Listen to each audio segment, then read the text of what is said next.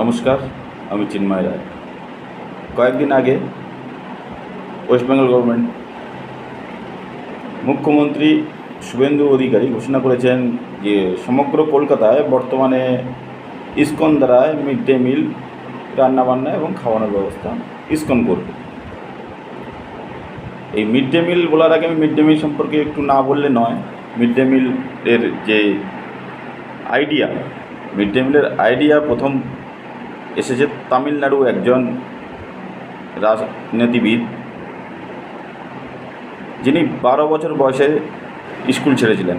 তার বাবা মারা যাওয়ার পরে আর্থিক অবস্থা খারাপ হওয়ার জন্য ক্লাস 6-এ তিনি স্কুল ছেড়ে দেন। পরে তিনি তামিলনাড়ুর রাজনীতিতে এসে আপনার 1954 থেকে 63 পর্যন্ত প্রায় 9 বছর মুখ্যমন্ত্রী থাকেন। তো 1956-এ তামিলনাড়ু সরকারে তিনি এই মিড ডে মিলের ব্যবস্থা করেন।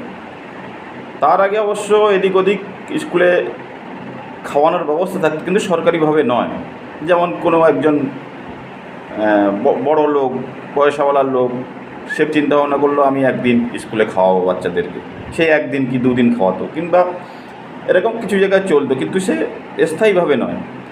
কয়েক বছর চালানোর পরে হয়তো দেখা গেলো বন্ধ করে। স্থায়ীভাবে একটা রাজ্য, তামিলনাড়ু রাজ্য প্রথম 1956 সালে শুরু করে।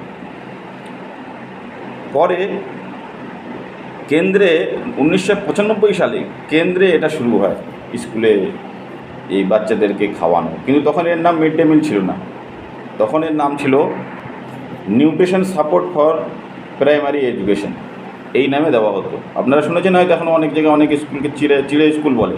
ওই সময় শুকনো খাবার দেওয়া হতো, চিড়ে, পাউরুটি, মুড়ি এসব আসতো। তো 2003 সালে, এই 1995-এ তখন নরসিংহ রায়ের সরকার ছিল।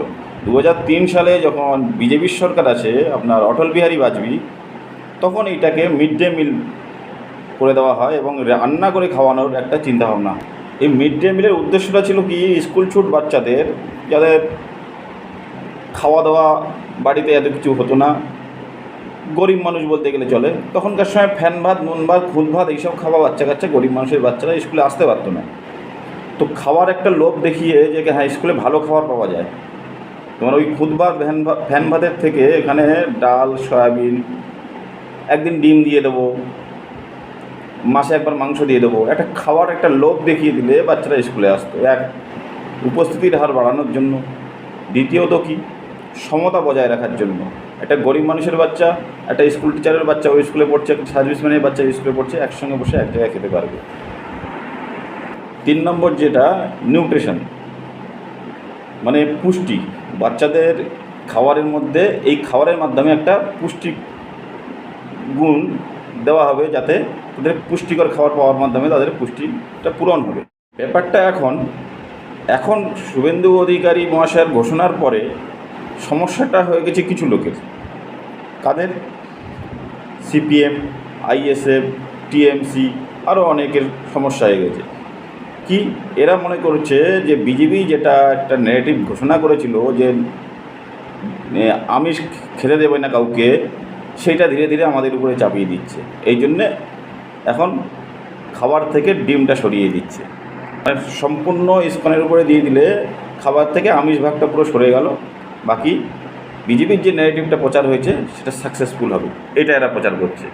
যেমন আমাদের আইএসএফের লিডার নওশাদ সিদ্দিকী বলেছেন, ওটি 2টি প্রশ্ন রেখেছেন।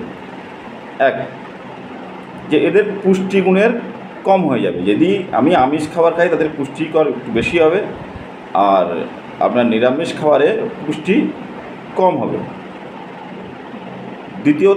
দ্বিতীয় প্রশ্ন রেখেছে কি, এটা সরকারি স্কিমটাকে কিভাবে বেসরকারি করে দেওয়া হলো কোনো নিয়ম না মেনে। তা আমি আসছি প্রথম পয়েন্টে। সপ্তাহে 6 দিন স্কুলে খাওয়ার ব্যবস্থা থাকে মিড ডে মিল, তার ভিতরে 5 দিন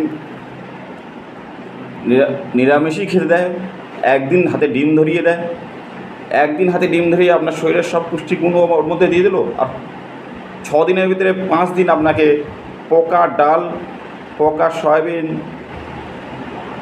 পোকা চাল, ডাল এরকমভাবে ডাল বানায় যেন গঙ্গার জল, ওদের একটা দানাও দেখতে পাবেন না, তরকারিতে কোনো কিছু টেস্ট পাবেন না।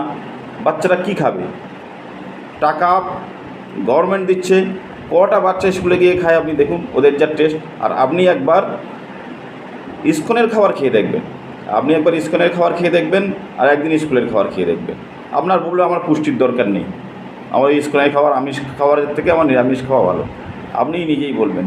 মানে আপনার 5 দিন ধরে আপনাকে ডাকাতি করে দিচ্ছে আর একদিন আপনাকে একটা ফুলের মালা নিয়ে এসে দিয়ে দিচ্ছে, এই নিন, আপনি খুশি হয়ে গেলেন একদিনে। আরে 5 দিন ধরে আপনাকে আপনার থেকে আপনার পয়সা কেটে ওরা নিজেদের বাড়ি নিয়ে যাচ্ছে। এখানকার ডাল, সয়াবিন, তেল, মশলা সব এরা বাড়ি নিয়ে যায়, চোরগুলো বসে আছে যারা রান্না করে। দ্বিতীয়ত কি, সরকারি স্কিমকে বেসরকারি, আরে সরকারি স্কিমকে বেসরকারি, সরকারি স্কিম কি সব থেকে সরকারি লোক রান্না করতে হবে? আগে কারা রান্না করতো? সরকারি লোক রান্না করতো, সেলফ হেল্প গ্রুপের লোক রান্না করতো। সেলফ হেল্প গ্রুপের লোক রান্না করতো কী সপ্তাহে রান্না করতো, কী দিত তাদেরকে? সবগুলো তো চোর। আপনি ওদের বাড়িতে গিয়ে দেখে আসুন, ওদেরকে জিজ্ঞাসা করুন আশেপাশে দোকানে কোন দোকান থেকে ওরা বাজার করে, কী বাজার করে। কোনো দিন ওরা এইসব ডাল, সয়াবিন, তেল এগুলো কোনো দিন বাজার করে না, কোনো দিন বাজার করে না ওরা। সে যেই হতে পারে, আমার বাড়ির লোক হতে পারে, আপনার বাড়ির লোক হতে পারে, বাকি যেই হতে পারে, আমার আত্মীয় স্বজন যেই হতে পারে। মিড ডে মিলে যারা রান্না করে তারা এখান থেকে পুরোটা রেশন চুরি করে নিয়ে যায়। এর মধ্যে স্কুল টিচারও ইনভলভ আছে, স্কুল টিচার ইনভলভ আছে এর মধ্যে। একটা সংস্থা ইসকনের মতন সংস্থাকে দায়িত্ব দিচ্ছে, যার উপরে বিশ্বাস করা যায়, চোখ বন্ধ করে বিশ্বাস করা যায় যে হ্যাঁ 2 নম্বরে কিছুই করবে না। আর একটা কি, ওই অসৎ চোর, জোচ্চোর যারা রান্না করার, বাচ্চাদের রান্না করার জিনিস বাড়ি নিয়ে চলে যায়, তার মধ্যে স্কুল টিচাররা এর মধ্যে সংযোগ আছে। কতগুলো বাচ্চা খায় স্কুলে? অধিকাংশ বাচ্চা খায় না, অধিকাংশ বাচ্চা মিড ডে মিল খায় না। কিছু গরিব মানুষের বাচ্চা খায়, বাকি অধিকাংশ বাচ্চা খায় না। সেই রেশনটা কোথায় যায়? বাড়ি নিয়ে যায়, যাবেই তো। আরও শুনুন, এরা আলাদা করে রান্না করে, বাচ্চাদের একরকম রান্না আছে, নিজেদের জন্য রান্না হবে আলাদা, টিচারদের জন্য রান্না হবে আলাদা। যখন কি কোনো রান্নার টিচারদেরও টেস্ট করার অধিকার নেই, শুধু হেড টিচার একজন খাবে, কিংবা হেড টিচার কোনো নমিনেট করবে কাউকে একজন টেস্ট করার জন্য। পুরো স্কুল স্টাফের রান্না হয় আলাদাভাবে, যারা রান্না করে তারাও রান্না করে, তারাও খায়, খাবার বাড়ি নিয়ে যায় আলাদাভাবে রান্না। ওই বাচ্চাদের যে পোকামাকড় খাওয়াচ্ছে ওগুলো না, আলাদাভাবে রান্না তারা বাড়ি নিয়ে যাচ্ছে। তার বাড়ি নিয়ে এমন অনেক স্কুল আছে, আমি তো বলছি আপনাকে একটা স্কুলের নাম বলে দিচ্ছি, বারাসাতে অরবান বেসিক গার্লস, গভর্নমেন্ট গার্লসের পাশে আছে। সপ্তাহে 2 দিন স্কুল হয়, কোনো ক্লাসে সপ্তাহে 3 দিন স্কুল হয়, কোনো ক্লাস 2 দিন স্কুল হয়। তাহলে 2 দিনে স্কুল হয়, 2 দিন ওকে মিড ডে মিল খাবিয়ে দিল, বাকি 4 দিনের রেশন কোথায় গেল ওদের? এতে ডিআই থেকে শুরু করে উপরস্থ সব লোক জড়িত আছে, সবাই জানে। এখানে স্কুলে আলাদা করে রান্না হয়, এরকমই একটা স্কুলের নাম বলছেন, অনেক পাবেন, সব জায়গায় অনেক পাবেন। তাহলে 2 দিনের স্কুল 2 দিন হচ্ছে, বাকি 4 দিনের রেশন কোথায় যাচ্ছে? স্কুল 2 দিন হচ্ছে, বাকি 4 দিনের রেশন কোথায়? এইসবের সঙ্গে সবাই জড়িত। বেসরকারিকরণটা হলো কোথায়? বেসরকারি তো আগে থেকেই আছে, স্কিম সরকারি। প্রধানমন্ত্রী সড়ক যোজনা স্কিম সরকারি, করছে কে? সরকারি লোক করছে? কে করছে? কন্ট্রাক্টর করছে, টেন্ডার দিয়েছে, করছে। ভালো হচ্ছে না হচ্ছে দেখে নিন, দেখে না হলে বাদ দিন। আর এটা তো ফাইনাল নয় যে ইসকনকে দিয়ে দিয়েছে ইসকন, এরপরে এর পরিবর্তন হতে পারে। কেমন?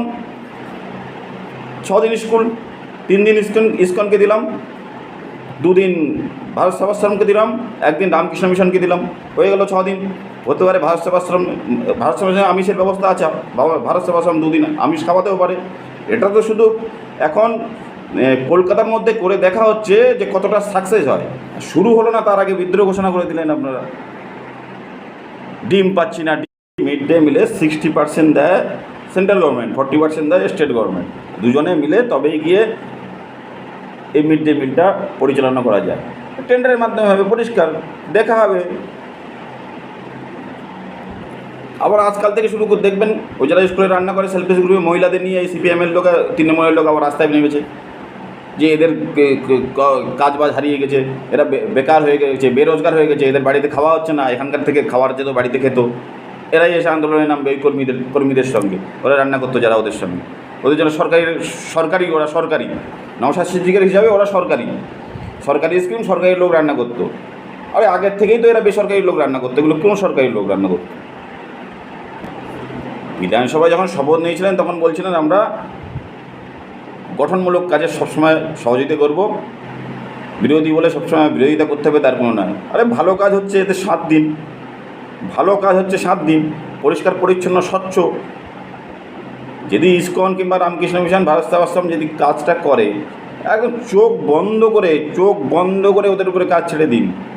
কোনো 2 নম্বরই আর বেইমানির কোনো জায়গা নেই এখানে, সে যে ধর্মের লোক হোক না কেন, যে ধর্মের লোক হোক, এদের উপরে আপনি চোখ বন্ধ করে ছেড়ে দিতে পারেন।